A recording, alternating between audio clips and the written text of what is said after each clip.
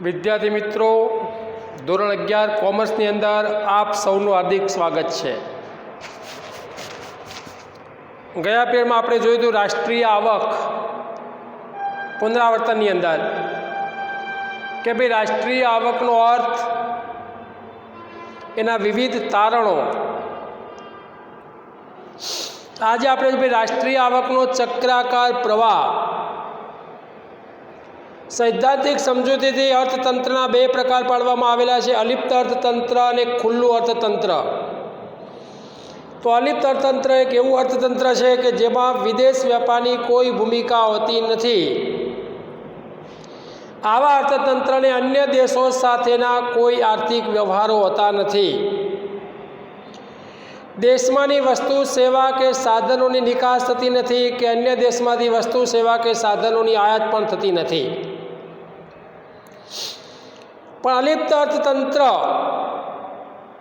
એ સ્વાવલંબી એટલે કે સ્વનિર્ભર હોય, જ્યારે ખુલ્લા અર્થતંત્રમાં વિદેશ વેપારની ભૂમિકા હોય છે। અમુક કાર્યો સરકાર કરે છે, બીજા દેશો સાથે અર્થતંત્રને આયાત અને નિકાસના સંબંધો પણ હોય છે। તો આજે અલિપ્ત અર્થતંત્રની અંદર આવકનો ચક્રાકાર પ્રવાહ, કઈ રીતે આવક કુટુંબો પાસેથી, પેઢીઓ પાસેથી કુટુંબો પાસે આવે છે અને કયા સ્વરૂપની અંદર કુટુંબો પાસેથી આવક પાછી ઉત્પાદક પેઢીઓ પાસે જાય છે। અર્થતંત્રની અંદર આવકનો ચક્રાકાર પ્રવાહ ફરતો જાય છે। ભાડું, વ્યાજ, વેતન અને નફો, કે ભાઈ જમીનના માલિકને ભાડું, મૂડીના માલિકને વ્યાજ, શ્રમિકને વેતન અને નિયોજકને નફાના સ્વરૂપની અંદર વળતર મળે છે। તો ઉત્પાદક પેઢીઓ જે ઉત્પાદન કરે છે એમાં જમીન, મૂડી, શ્રમ અને નિયોજન જેવા ઉત્પાદનના સાધનોનો ઉપયોગ કરે છે અને સ્વરૂપની અંદર લોકો પાસે આવક આવે છે।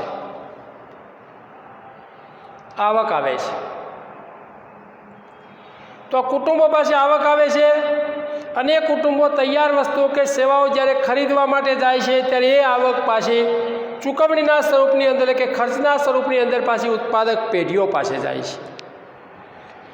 કે ભાઈ ખાંડની ફેક્ટરીમાં નોકરી કરતો વ્યક્તિ જ્યારે ઉત્પાદનની પ્રક્રિયામાં જોડાયેલો છે ત્યારે એને વેતન મળે છે વળતર તરીકે, પણ એ જ માણસ જ્યારે બજારની અંદર પોતાની વપરાશી વસ્તુ એટલે કે ખાંડ ખરીદવા માટે જાય છે ત્યારે ગ્રાહક બને છે। નોકરી કરે છે તો એની પાસે આવક આવી, એ આવક પાછો ખર્ચ કરવા માટે જાય છે, વસ્તુ ખરીદવા માટે ઉત્પાદક પેઢી પાસે।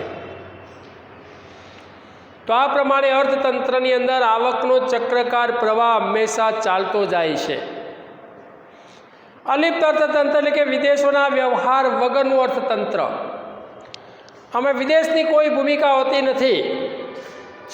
તો ઉત્પાદનના સાધનો 4 છે: જમીન, મૂડી, શ્રમ અને નિયોજક। તો જમીનના માલિકને ભાડું, મૂડીના માલિકને વ્યાજ, શ્રમિકને વેતન અને નિયોજકને નફો મળે છે। નફા સ્વરૂપે આવક મળે છે। તો આજે વિવિધ પ્રકારની ઉત્પાદનની પ્રક્રિયા એક સળંગ સૂત્રે આપણે જોઈએ કે ભાઈ આ જોડાયેલી છે, પણ ઉત્પાદક એકમો કે પેઢીઓ વસ્તુનું ઉત્પાદન કરે છે, પણ ઉત્પાદનના સાધનોનો ઉપયોગ કરીને એને વળતર પણ ચૂકવવું પડે છે। એ વળતર સ્વરૂપે આપણે જોઈએ કે ભાઈ લોકો પાસે આવક આવે છે અને એ લોકો જ્યારે પોતે વપરાશી વસ્તુઓ કે સેવાઓ ખરીદવા માટે જાય છે ત્યારે એને ચૂકવણી કરવી પડે, ખર્ચ કરવો પડે છે।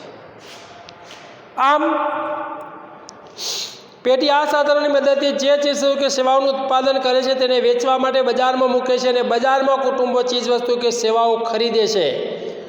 આમ વસ્તુઓ અને સેવાઓનો પ્રવાહ એ પેઢીઓની તરફથી કુટુંબ તરફ આવે છે અને કુટુંબ તરફથી સેવા કે ખરીદી બદલ પેઢીને નાણાં ચૂકવે છે। તેથી નાણાંનો પ્રવાહ કુટુંબોમાંથી ફરી પાછો પેઢી તરફ આવે છે। તો ઉત્પાદન, આવક અને ખર્ચ, રાષ્ટ્રીય આવક 3 રીતે માપી શકાય છે: ઉત્પાદન, આવક અને ખર્ચ। એ રાષ્ટ્રીય આવકને આપણે જોઈએ કે ભાઈ 3 પાસાવાળો હીરો કહેલો છે. 3 પાસાવાળો હીરો છે રાષ્ટ્રીય આવક: ઉત્પાદન, આવક અને ખર્ચ. તો આઈએમપી પ્રશ્ન છે, અલિપ્ત અર્થતંત્રમાં આવકનો ચક્રકાર પ્રવાહ આકૃતિ દોરી સમજાવો. તો તમારે આ પ્રમાણે આકૃતિ દોરી અને સમજાવવાનું છે. 5 ગુણની અંદર પ્રશ્ન પૂછાય છે. હવે આપણે જોઈએ રાષ્ટ્રીય આવકના ખ્યાલોની અંદર કુલ આંતરિક પેદાશ, ગ્રોસ ડોમેસ્ટિક પ્રોડક્ટ. રાષ્ટ્રીય આવકના અનેક ખ્યાલો છે, તેમાં કુલ આંતરિક પેદાશનો ખ્યાલ એ મહત્વનો છે.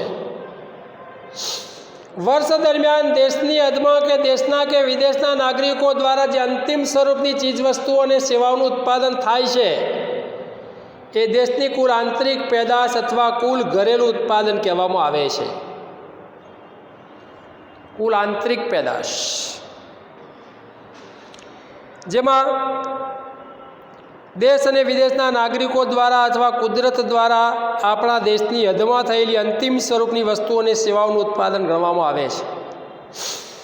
કુલ આંતરિક પેદાશનો ખ્યાલ દેશની હદ સાથે સંકળાયેલો છે. આમાં દેશના નાગરિકોએ વિદેશમાં કરેલું ઉત્પાદન અથવા દેશના નાગરિકોએ વિદેશમાંથી મેળવેલી આવકોને ગણતરીમાં લેવામાં આવતું નથી. શુદ્ધ આંતરિક પેદાશ એનડીપી, નેશનલ અને નેટ ડોમેસ્ટિક પ્રોડક્ટ. ઉત્પાદનની પ્રક્રિયા દરમિયાન વપરાશને કારણે યંત્રો, મકાનો કે ઓજારો જેવા મૂડી સાધનોનો ઘસારો લાગે છે. અમુક સમય પછી આ સાધનો ઉત્પાદન માટે બિનઉપયોગી બની જાય છે, ત્યારે આવા સાધનો બદલવાની જરૂર પડે છે. કેટલી વાર ટેકનોલોજી બદલાતા મૂડી સાધનો એ બદલવામાં આવે છે. તો ઉત્પાદનની પ્રક્રિયા દરમિયાન સાધનોને સાધનના ઘસારાને આંતરિક પેદાશમાંથી બાદ કરવાથી આપણે શુદ્ધ આંતરિક પેદાશ મળે છે. કારણ કે નવી ટેકનોલોજી આવે ત્યારે પણ ઉત્પાદનના સાધનોને ઘસારો લાગ્યો ના હોય છતાં પણ બદલવા પડે છે. ઉત્પાદનના સાધનોને ઘસારો લાગ્યો હોવા ના લાગ્યો હોય તો પણ એ બદલવાની ફરજ પડે છે. તો આને આપણે શુદ્ધ આંતરિક પેદાશ કહીએ છીએ. કુલ રાષ્ટ્રીય પેદાશ, દેશના નાગરિકો અને વિદેશના નાગરિકોએ દેશની હદમાં જે ઉત્પાદન કરે છે તે કાચી રાષ્ટ્રીય પેદાશ છે. જ્યારે દેશના નાગરિકો વર્ષ દરમિયાન જે ઉત્પાદન કરે છે તેના મૂલ્યનો સરવાળો એ કાચી રાષ્ટ્રીય પેદાશ છે. દેશના નાગરિકોએ દેશની હદમાં ઉત્પાદન કર્યું છે કે સરહદની બહાર વિદેશી ધરતી પર ઉત્પાદન કર્યું છે એ બાબત અહીં મહત્ત્વની નથી, પણ દેશના નાગરિકો દ્વારા થયેલું ઉત્પાદન હોવું જોઈએ. તો જીએનપીની અંદર ચાલુ વર્ષના ઉત્પાદન મૂલ્ય ગણાય છે, અગાઉના વર્ષોનું ઉત્પાદન મૂલ્ય ગણવામાં આવતું નથી. કુલ આંતરિક પેદાશ જીડીપીની અંદર વિદેશમાં રહેતા આપણા નાગરિકોએ ને આવક ઉમેરવામાં આવે અને આપણા દેશમાં રહીને વિદેશી આવક બાદ કરી જીએનપી મળે છે. એટલે આજે જોઈએ કે ભાઈ આ પ્રકારની જે પેદાશ શુદ્ધ રાષ્ટ્રીય પેદાશની અંદર પણ ઉત્પાદનની પ્રક્રિયા દરમિયાન ઉત્પાદનના સાધનો, યંત્રો, કારખાનું, મકાન, ઓજારો વગેરેને ઘસારો લાગે છે, તેનું મૂલ્ય ઘટે છે. એને આપણે મૂડી ઘસારો કહે છે. શુદ્ધ રાષ્ટ્રીય પેદાશ જાણવા કુલ રાષ્ટ્રીય પેદાશમાંથી આ ઘસારાની રકમ બાદ કરવામાં આવે છે. અને માથાદીઠ આવક એટલે કે દેશની કુલ રાષ્ટ્રીય આવકને કુલ વસ્તી વડે ભાગવાથી મળતી આવક, કે જેને માથાદીઠ આવક કહે છે. દેશની કુલ રાષ્ટ્રીય આવક ભાગ્યા કુલ જનસંખ્યા, કુલ વસ્તી. તો આ માથાદીઠ આવક જોઈએ તો ભાઈ આપણા દેશની માથાદીઠ આવક પણ એ પ્રમાણે માપવામાં આવે છે. દેશની કુલ રાષ્ટ્રીય આવક ભાગ્યા કુલ વસ્તી. તો અહીંયા માથાદીઠ આવક અને રાષ્ટ્રીય આવક બંનેના ખ્યાલોની અંદર આપણે જોઈએ કે ભાઈ આ પ્રમાણે છે ભાઈ માથાદીઠ આવક બરાબર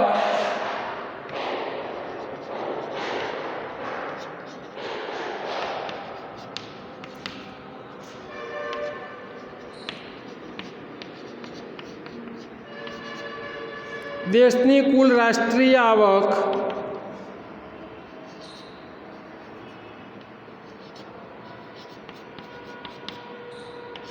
ભાગ્યા કુલ વસ્તી.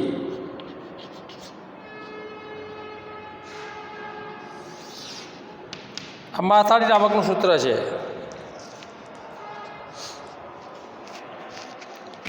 તો આ પ્રમાણે દેશની માથાદીઠ આવક